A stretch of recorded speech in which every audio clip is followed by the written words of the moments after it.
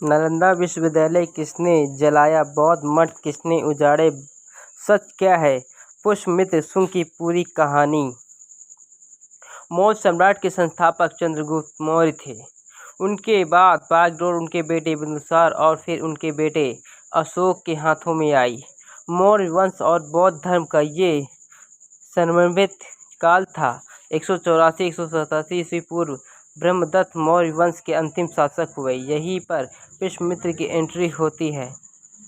ब्राह्मण सेनापति पुष्यमित्र एक परेड के दौरान ब्रह्मदत्त की हत्या करते हैं। करीब 800 साल बाद शताब्दी में लिखे गए ब्रह्मपट्ट के हर्षिक में इसका उल्लेख है और यहाँ से शुंग वंश शुरू होता है। करीब एक शताब्दी, करीब 120 साल तक ये वंश मध्य भारत पर राज करता है और बौद्ध धर्म का हिंदुस्तान में प्रभाव बहुत तेजी से घटता है।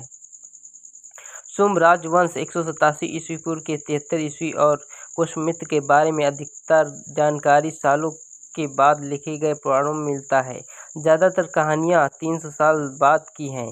पुष्यमित्र के शुरुआती जीवन का विवरण उपलब्ध नहीं है।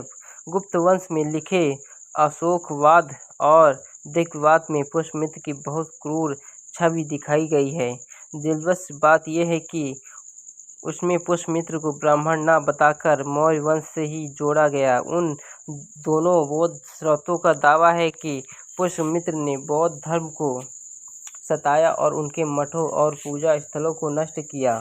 देवदत्त में तो दावा है कि पुष्यमित्र ने बौद्ध भिक्षुक के सिर के बदले स्वर्ण मुद्राएं देने का ऐलान कर दिया था। कालिदास के माल विकृत में पुष्यमित्र के बेटे अग्निमित्र के कुल का जिक्र है। उसने वैदिक वंश और कश्य गोत्र का बताया गया।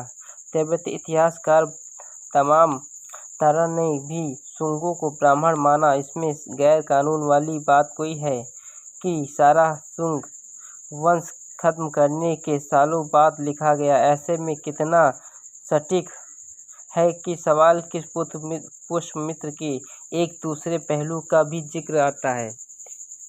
पुष्यमित्र में मौर्य सम्राट सेना का नेतृत्व करते हुए मौर्य के अंतिम शासक की हत्या की और सिंहासन पर हथिया लिया था।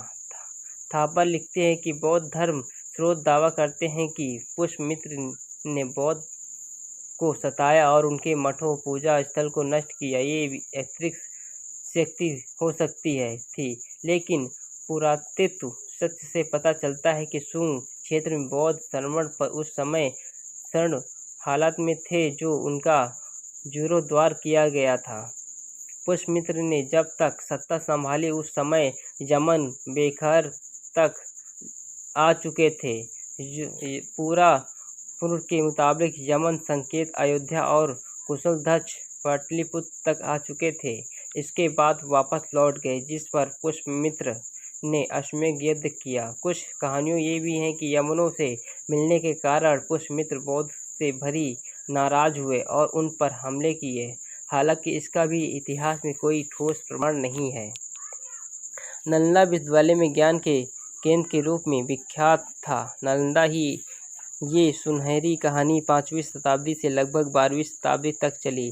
प्राचीन नालंदा विश्वविद्यालय में 1193 तक करीब 10,000 विदेशी अध्ययन करते आ रहे। बाद में तुर्क आक्रमणकारी अलाउद्दीन खिलजी ने उसे तबाह किया।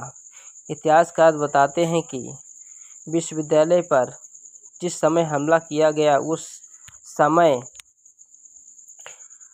पनडुब्बियां थी जो राख हो गई। जो नालंदा पर हमले करने का पुष्यमित्र कनेक्शन दूर तक नहीं है, क्योंकि उस समय पुष्यमित्र वंश उससे कई सौ साल पहले ही खत्म हो चुका था। अगर आपको हमारी जानकारी अच्छी लगी हो तो हमारे चैनल को सब्सक्राइब करें, कमेंट करें, लाइक करें, शेयर करें, बेल आइकन दबाना ना भूलें।